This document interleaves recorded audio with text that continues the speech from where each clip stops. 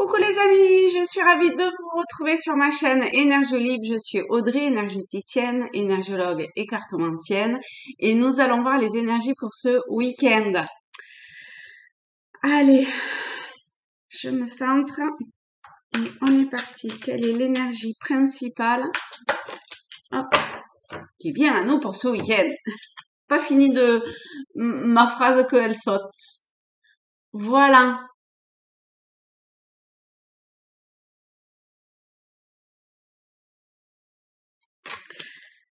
Alors, à la voir comme ça, en fait, j'ai l'impression qu'il y a des choses qui... Alors, ce qui m'est venu en premier, c'est qui s'éclaircissent ou qui éblouissent. Donc, je pense que peut-être il y a deux... Enfin, vous voyez en fait dans quel... ce qui vous parle, d'accord? C'est comme d'habitude, hein, vous prenez ce qui vous parle, le reste, vous laissez tomber.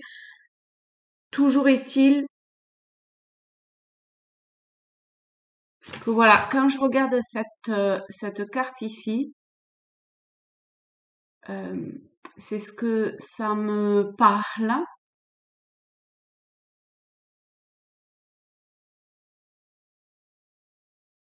Alors ça peut être un besoin d'éclaircir quelque chose ou de mettre en lumière quelque chose, et ça peut être aussi euh, quel- quelque chose qui vient à nous et qui nous éblouit. Alors après, à voir qu'est-ce qu'on met derrière ce terme-là, d'accord?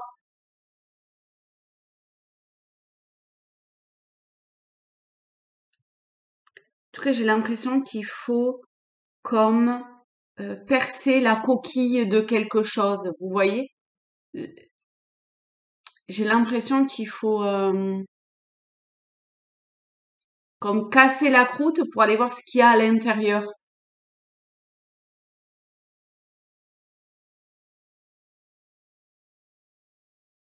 Et on est tous dans comme euh, à différents niveaux de ce cassage de croûte. Il y en a qui sont tranquilles hein, sur la croûte, tout va bien. Il y en a d'autres qui sont vraiment sur la croûte et qui se posent des questions. Et il y en a qui sont dans le mouvement de casser cette croûte-là. Pour le moment, j'ai pas l'impression qu'il y ait quelqu'un qui ait réussi à casser la croûte, hein. Mais on est dans le bien avant et dans ou dans le mouvement.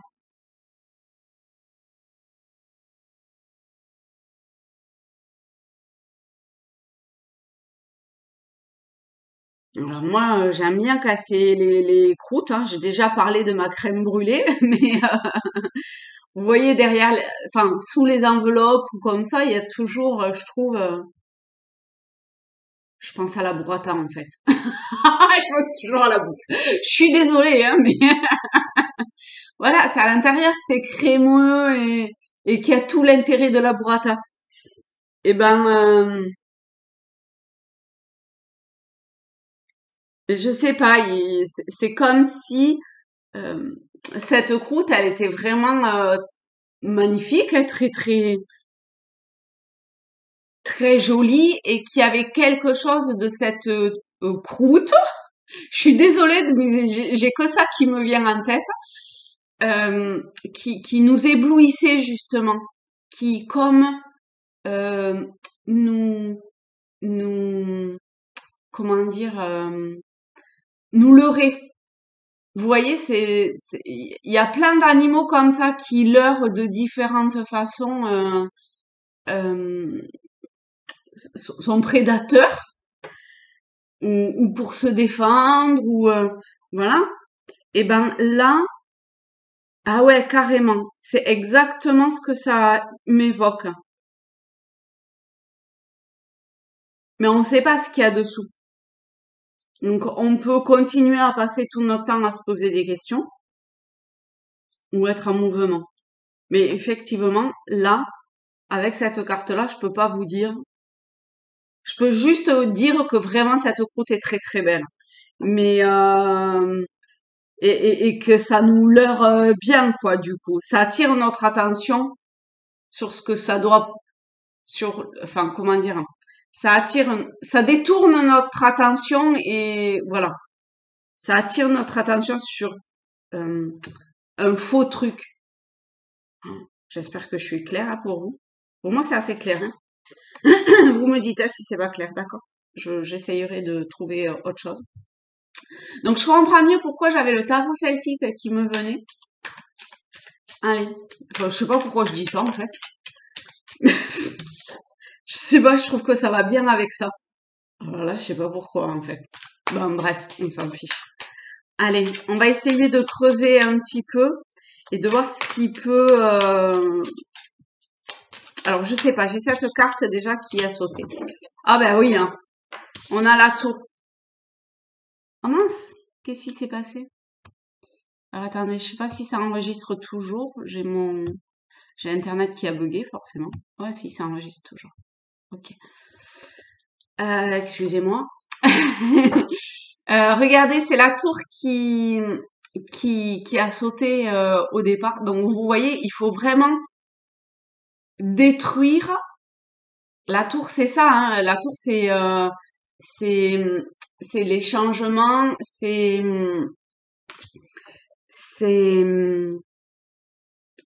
c'est détruire ce qui n'a plus lieu d'être pour reconstruire de nouvelles bases. On n'est pas du tout dans des schémas ou ce genre de choses ici. Hein. On n'est pas dans un mouvement ascendant et puis descendant comme ça de la roue avec des champs, enfin des changements entre guillemets de concept ou autre. Là, on est dans quelque chose de vraiment euh, assez brutal quelque part et et c'est comme une injonction, vous voyez, il faut casser il faut casser malgré le tumulte, malgré parce que ça se fait pas sans dégâts. euh, mais sinon, je pense que ça peut vraiment euh, nous péter au casque, quoi. Donc, c'est comme si de l'extérieur, l'univers, alors on est bien d'accord, il n'y a pas d'intérieur et d'extérieur, mais c'est comme si l'univers nous, ouais, comme si on était frappé par cette foudre-là et bim, quoi. C'est là, c'est maintenant. Faut, faut, faut casser cette croûte. Y a pas à tergiverser, hein. Pour moi, enfin, alors c'est pas du tout le même type d'image, hein. Et pourtant, je retrouve totalement la, la même symbolique en fait.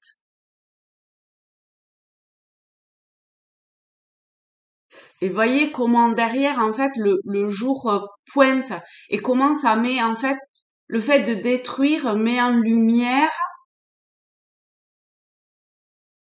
pas mal de choses et comment alors quoi ça voilà ça parlera à chacun de différentes façons mais comment en fait on est dans un gros tumulte peut-être émotionnel au sens large du terme et peu importe le domaine hein, d'accord. Euh, en tout cas c'est ça on est dans un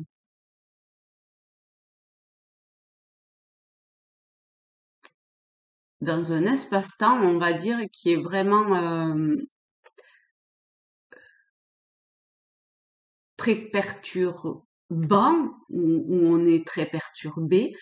Toujours est-il que si on arrive à casser cette croûte, c'est comme si la lumière allait jaillir de, des fissures. Vous voyez?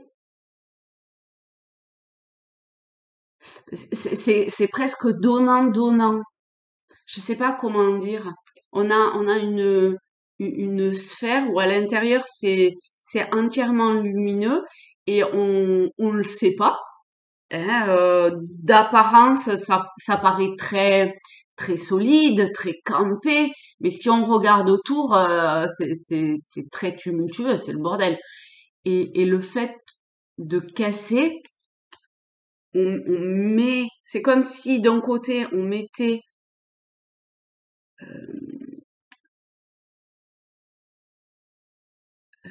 je sais pas, j'allais dire la lumière, mais j'ai pas l'impression que ça soit tout à fait ça. On pointait du doigt, on faisait quelques petites fissures, et de ces fissures-là, eh ben, ça permet complètement de, à la lumière qui est à l'intérieur, de se propager, vous voyez? Ok. Alors, on peut peut-être voir. Ouais, je suis vraiment pas sûre qu'elle soit en ligne samedi matin en fait. Mais enfin bon, on verra. Euh, donc, on va voir ce qui peut nous aider, que ce soit une aide intérieure, ok, ou une ou des aides extérieures. Ok. Alors, on va commencer par l'aide intérieure. Bon, ben, on a le 10 de bâton. On est dans une avancée pour le moment qui est, moi ça me fait penser au chemin de croix en fait, vous voyez, où on porte son fardeau sur ses épaules et on avance, mais c'est vraiment difficile.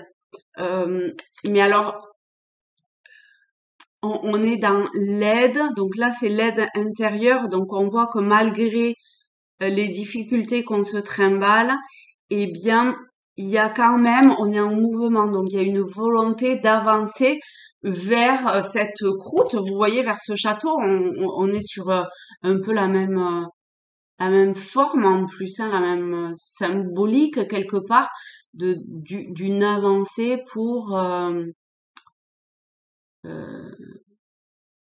v- v- ouais, vers cette croûte et vers ce qu'apparemment il faut casser, quoi. Donc, on a la volonté d'avancer, a priori on avance. Je pense que si on se déleste de pas mal de choses, on avancera beaucoup plus léger et beaucoup plus d'un pas un petit peu plus décidé quelque part. Et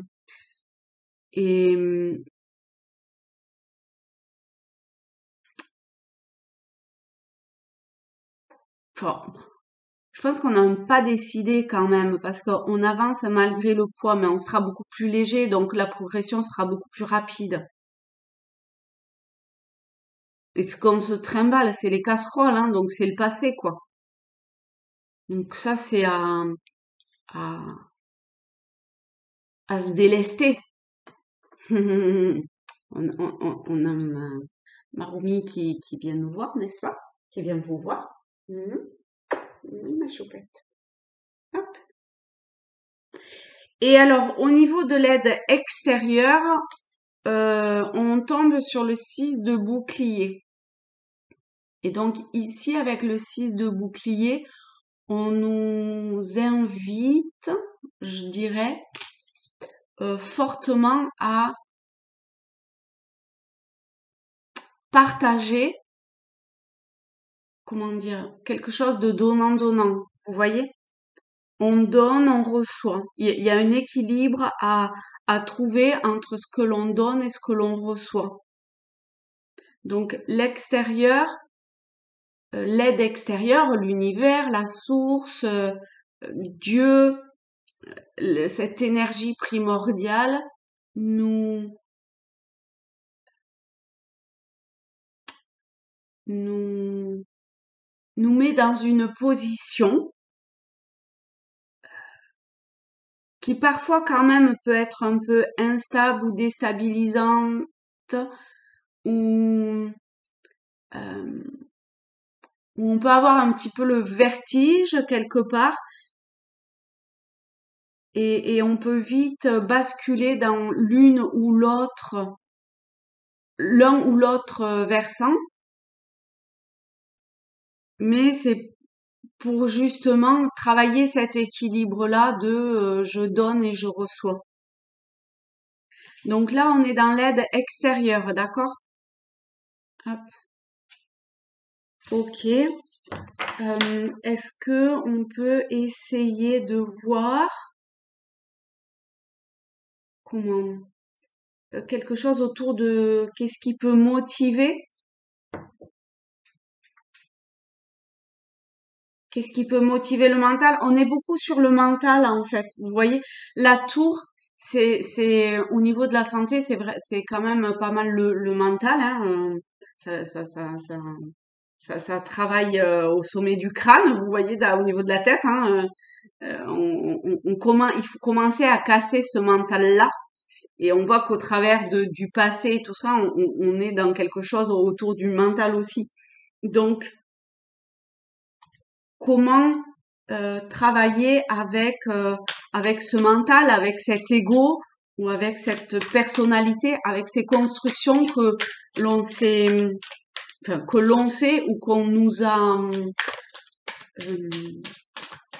inculqué quelque part. Hop, alors, on a le valet d'épée, on a le 2 de bâton et on a le 7 de bâton. Donc, on voit que le mental a réussi à comme nous donner une visibilité un petit peu en hauteur, d'accord? Nous donner un point de vue assez large sur une situation. Vous adaptez, hein, d'accord? Et il est probable que l'on ait trouvé une comment dire une certaine assurance par rapport à ça.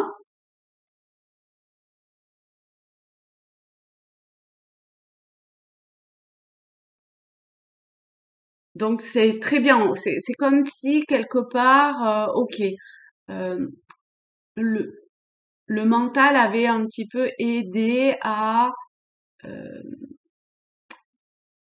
à à, à prendre de la hauteur sur certaines choses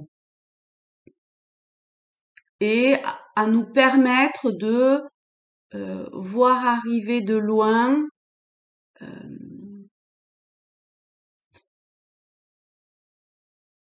on va dire certaines situations ou certains ressentis peut-être, ou certains j'ai paramètres qui me viennent.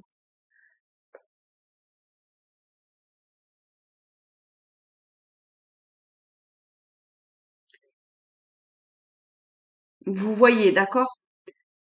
Euh, Toujours est-il que ça, donc d'un côté, ok, ça nous a permis ça, donc notre personnalité, hein, euh, ou notre mental, peu importe, ok, c'est une espèce de contrôle mental comme ça qui nous a permis d'avancer et de nous hisser quelque part, ok, super, hein, dans une certaine position, mais en même temps, c'est comme si ça nous avait éloigné d'une certaine forme de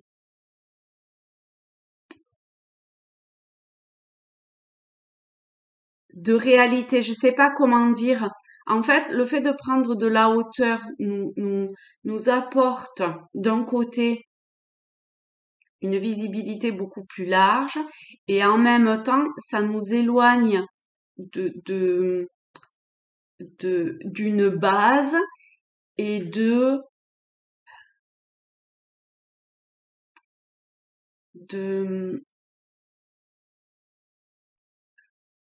comme une forme de connexion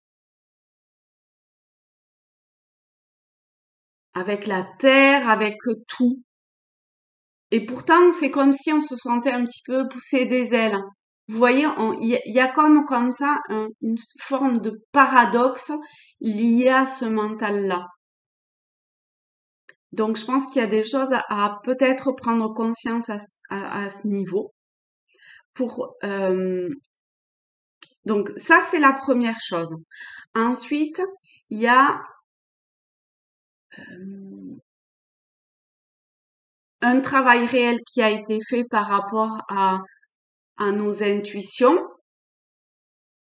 à une certaine forme de d'avoir pu acquérir certaines connaissances au niveau intuitif, au niveau peut-être de, de pressentiment ou de sixième sens, comme on dit. Mais là aussi, encore une fois, c'est comme si ça nous avait éloigné, ou c'est comme si on avait érigé une muraille entre le monde et nous. Vous voyez, c'est c'est assez, ça m'interpelle pas mal au niveau du mental, on est sur cette tour, donc on est protégé, hein, effectivement. Donc peut-être que certaines personnes se sentent protégées par le mental. Peut-être qu'il y en a d'autres qui se sentent protégés par leur intuition, etc. Mais à chaque fois, ça nous éloigne. Donc, on tient entre nos mains tout ce qu'il faut, et pourtant, on est toujours séparés. On n'évolue pas euh, dans dans le monde. Donc, je pense que il y a ça aussi, cet équilibre-là de cette énergie extérieure qui vient à nous et qu'on retrouve donc dans ce 6 de bouclier. Parce que là, effectivement, hein, on n'est plus du tout, enfin, il y a une forme d'instabilité. Et c'est pas simple de trouver son équilibre dans la confiance de, j'en étais sûre, dans la confiance de je donne, je reçois. Parce que on a comme un sentiment éventuellement de non-maîtrise. Mais ça, c'est que le mental, en fait, qui maîtrise, d'accord? Donc, ok. Donc là, il y a, voilà, que ce soit le mental ou l'aspect des bâtons, des ressentis, des intuitions, il y a toujours cette idée de séparation. Et avec le 7 de bâton, euh, il y a, ok, d'accord, il y a cette évolution quelque part de, je me mets sur cette muraille, sur la forteresse, hein, d'accord? Mais je prends les armes quand je regarde de l'autre côté, j'ai quand même l'impression que, vous voyez, le monde, en fait, c'est juste une perspective, que le monde est,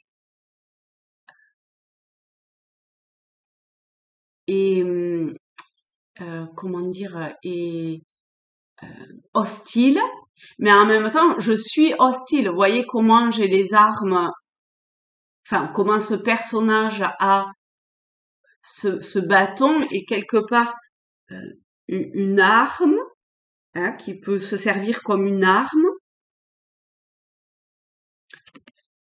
Et du coup, eh ben, je perçois l'extérieur, entre guillemets, hein, d'accord? Je perçois les autres, les situations qui viennent à moi, etc., de façon hostile. Et je suis prêt ou prête à me défendre de ce que je ressens comme une agression. Je suis en mode défensif attaque, vous voyez.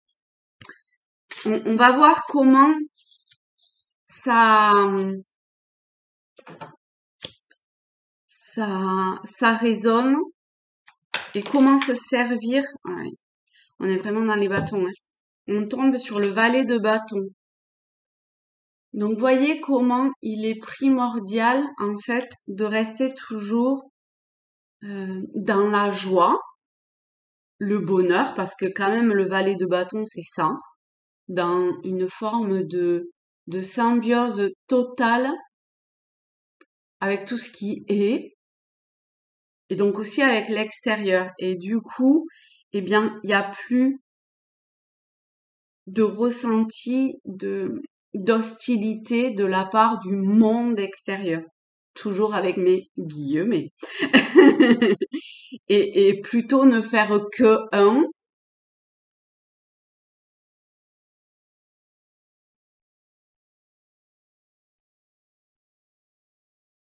et plutôt ne faire qu'un.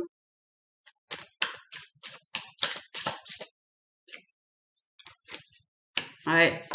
Mais il faut vraiment euh, travailler quelque part sur ce mental et se délester de son emprise en fait.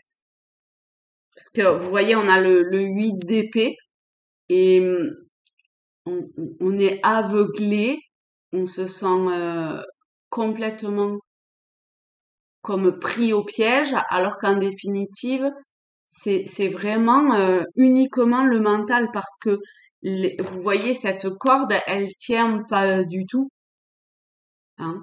Donc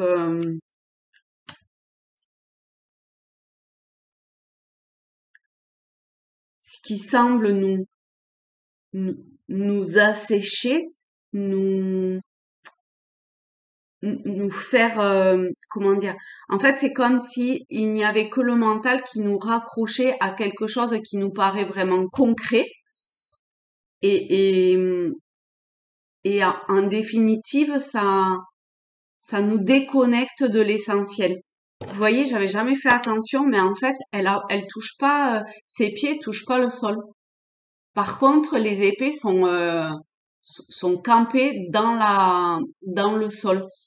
Et et là encore, enfin, je ressens vraiment que c'est uniquement un leurre.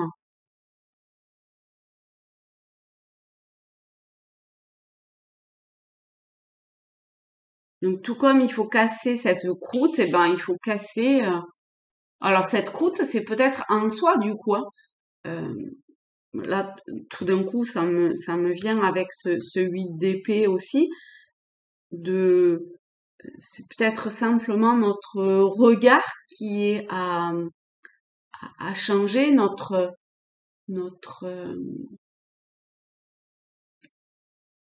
c'est peut-être quelque chose de vraiment très basique et qui paraît insurmontable ou auquel on pense même pas en fait et qui pourtant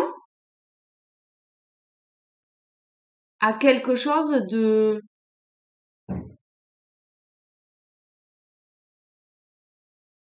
très facile, de très ouais,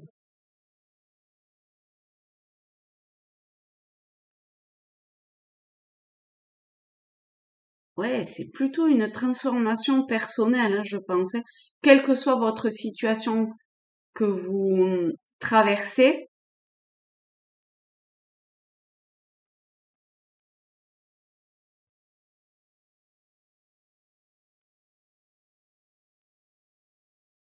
Ah, c'est facile à dire, hein, mais quand on ne sait pas comment s'y prendre quelque part, comment, par où commencer, ou quand on se sent, comment dire, Vous voyez comme cette femme sur cette carte-là du 8 d'épée complètement asservie quelque part. Eh ben, c'est, ça paraît être comme une fin en soi, alors que vraiment, euh, pas du tout, hein.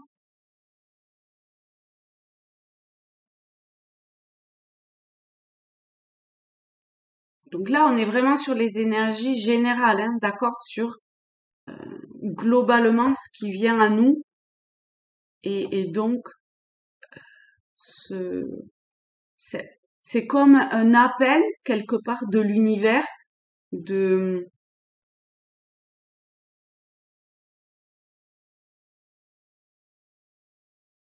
de reprendre, enfin de casser ce qui a besoin d'être cassé.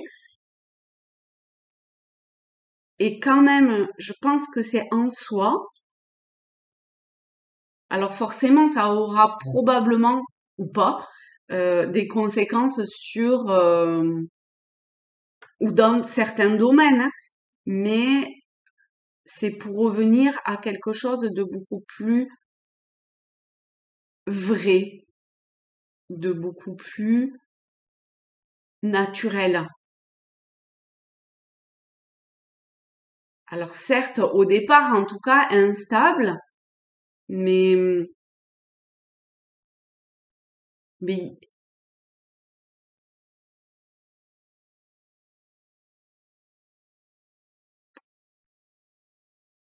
mais avec le valet de bâton, on voit que ça peut aller vers quelque chose de magnifique qui pour le moment est comment dire un apprentissage quelque part, mais parce qu'on est sur du valet, on n'est pas sur sur du roi ou voilà, mais peu importe, on peut éventuellement se donner cette opportunité quelque part et cette expérience-là.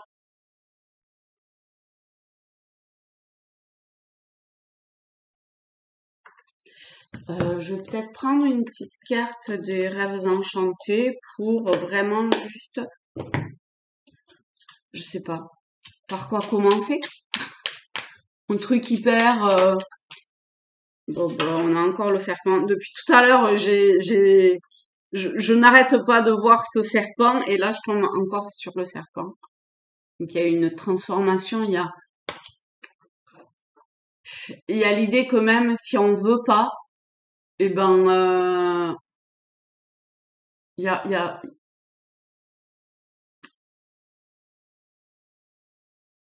presque, il y aura pas le choix en fait.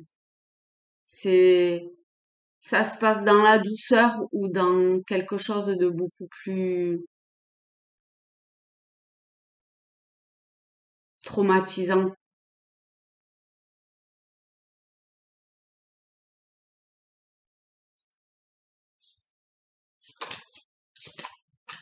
Ah ouais. Et là, on est sur la faux. C'est c'est lourd, hein. C'est vraiment c'est pas facile du tout, du tout, du tout, hein. C'est Pouah,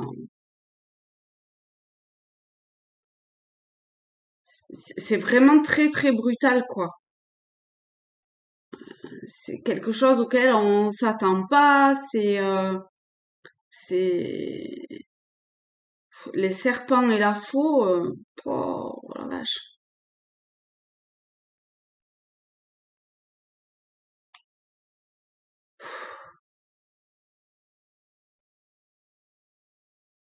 Bon, en même temps, voilà, hein, on récolte ce qu'on a semé, hein, donc quelque part, le travail effectué jusqu'à aujourd'hui, eh ben, ça peut plus ou moins, comment dire, l'impact sera plus ou moins fort.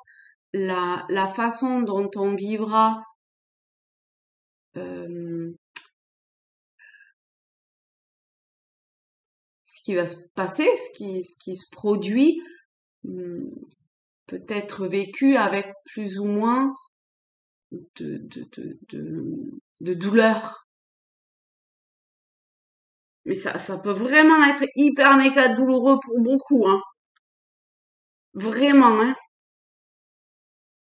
Donc je pense qu'il y a quelque chose à se préparer et à, à prendre conscience quelque part que c'est dans la nature des choses.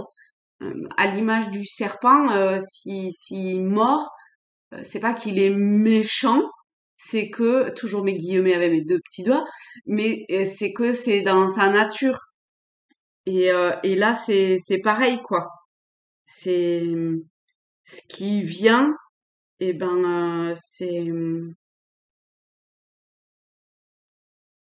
un peu les, les, les derniers soubresauts de quelque chose qui a peut-être qu'on veut garder, qu'on veut maîtriser, vous voyez, pour avoir cette impression de maîtriser pas quelque chose et d'être protégé par ce que l'on a, alors qu'en fait, c'est, c'est, c'est un leurre, c'est pas la réalité. On est toujours sur, comment dire, vous voyez cette belle pomme rouge là dans Blanche-Neige, je crois. Elle est super belle et tout, que donne la sorcière et puis elle la mange et en fait, voilà, il y a autre chose de caché derrière. Donc, ça m'y fait penser parce il y a les pommes derrière le serpent, hein. C'est aussi Adam et Ève,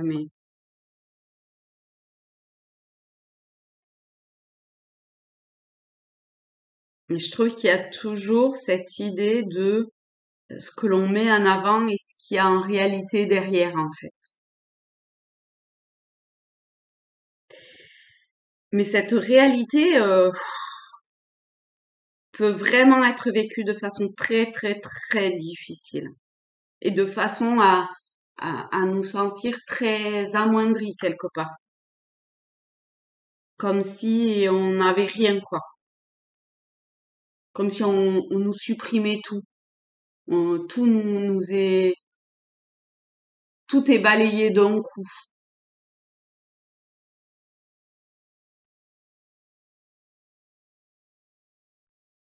Bon, de toute façon, on n'a pas la suite. Donc, je tire des cartes, mais on n'a jamais sur le après. Donc, je pense que tout se joue quelque part sur cette évolution que, voilà, est-ce qu'elle se fait, est-ce qu'elle se fait pas? Et je pense que la suite viendra en fonction des prises de conscience quelque part et de certaines formes de révélation personnelle pour soi et